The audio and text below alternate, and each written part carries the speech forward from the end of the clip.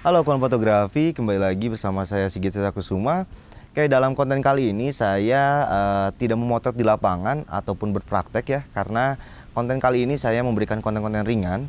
Bagaimana sih keluhan-keluhan dari teman-teman fotografi ketika saya melihat di lapangan, cara memotret yang baik ataupun cara memegang kamera yang baik. Nah, di sini adalah kualitas foto yang menurun ini ada dari 3 kesalahan tersebut. Nah, yang pertama mungkin cara memegang kamera atau menggunakan kamera. Nah, contoh ini saya menggunakan kamera tele. Banyak sekali yang menggunakan kamera tele itu tidak tahu cara memegang kamera seperti apa. Ini saya tidak hanya kamera tele, tapi kamera semuanya DSLR maupun mirrorless dengan lensa wide ataupun kit.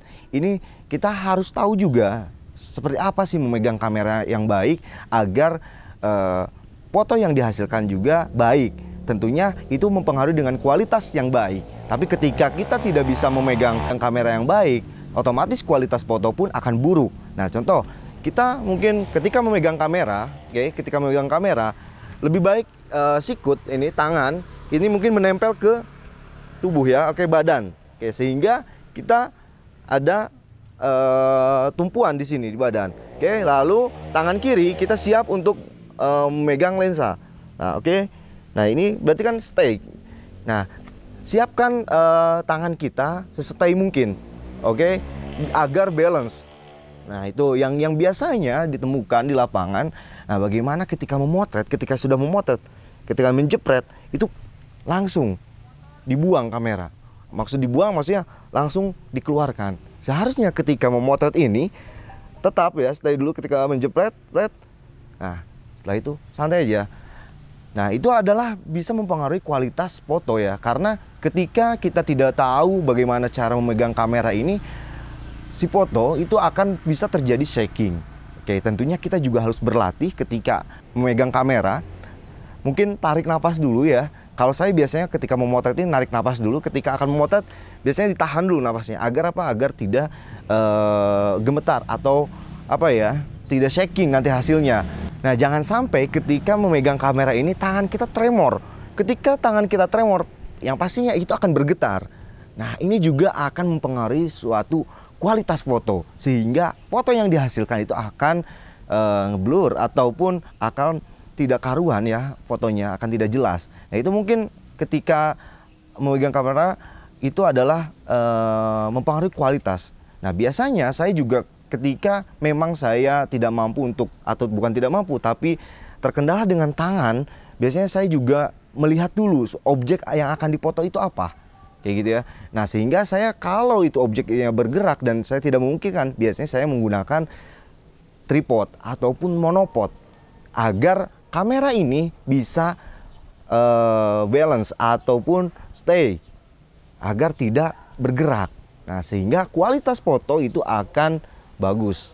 Nah, yang kedua adalah bagaimana kita bisa menyeting kamera sebelum pemotretan. Nah, ini yang selalu saya perhatikan bahwa ketika akan memotret, coba teman-teman fotografi ini dilihat dari settingan kamera, apakah sudah pas atau belum, apakah otomatis atau manual. Itu kalian bisa cross check di settingan ini, apakah white balance-nya sudah pas atau belum. Nah, biasanya ini bagi fotografer pemula, biasanya ketika akan memotret, teman-teman main motret aja gitu ya, langsung motret, tetapi kita harus perhatikan juga bagaimana kita harus bisa setting. Apakah kualitasnya yang akan dipakai adalah JPEG ataupun RAW. Itu mungkin bisa menghasilkan kualitas yang bagus. Nah, jadi banyak sekali kesalahan-kesalahan fotografi pemula atau fotografer pemula yang dimana tidak memperhatikan settingan dari kamera tersebut.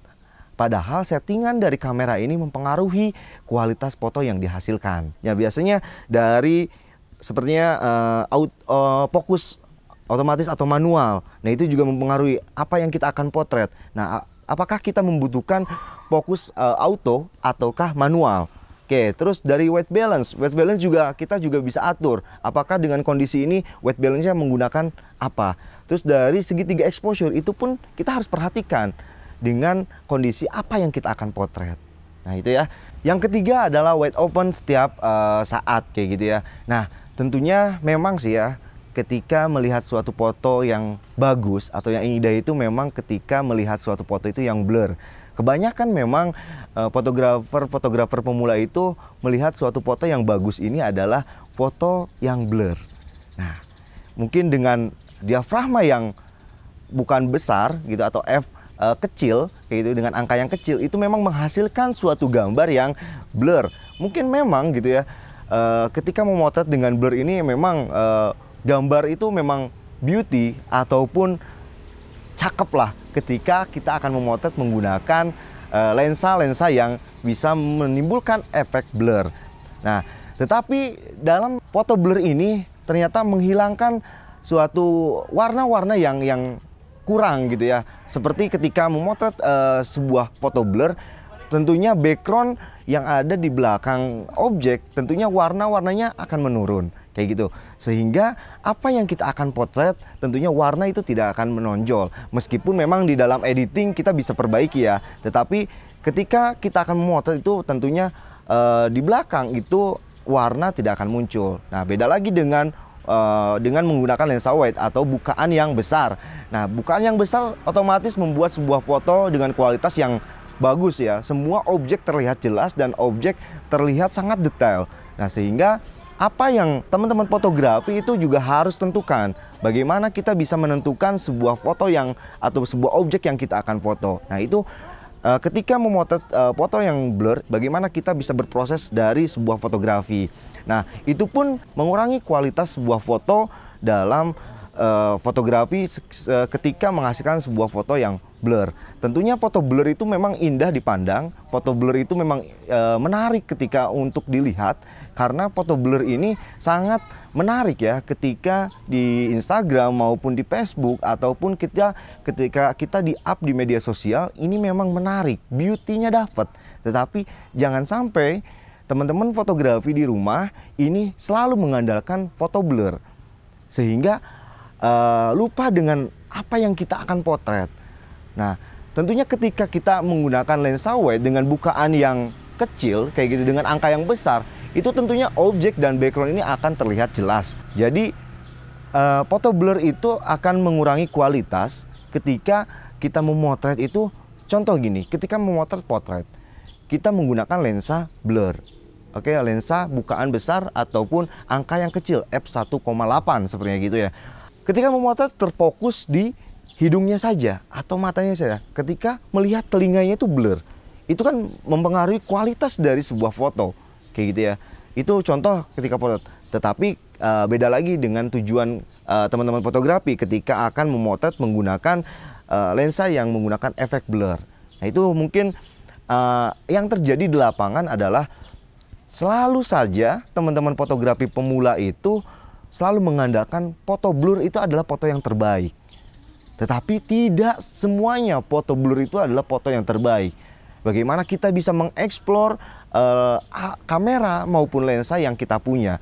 Nah, ketika kita mempunyai lensa kit dengan bukaan yang paling tinggi, paling besarnya adalah atau angkanya paling kecilnya adalah f5,6, silahkan kalian explore. Kalian bisa bermain warna dengan background yang mungkin yang ada efek biru maupun merah ataupun kuning. Itu kalian bisa explore dengan ketajaman-ketajaman di lensa-lensa tersebut. Tetapi jangan selalu mengandalkan foto blur ketika kita akan memotret. Itu adalah kesalahan mungkin dalam fotografi atau fotografer pemula.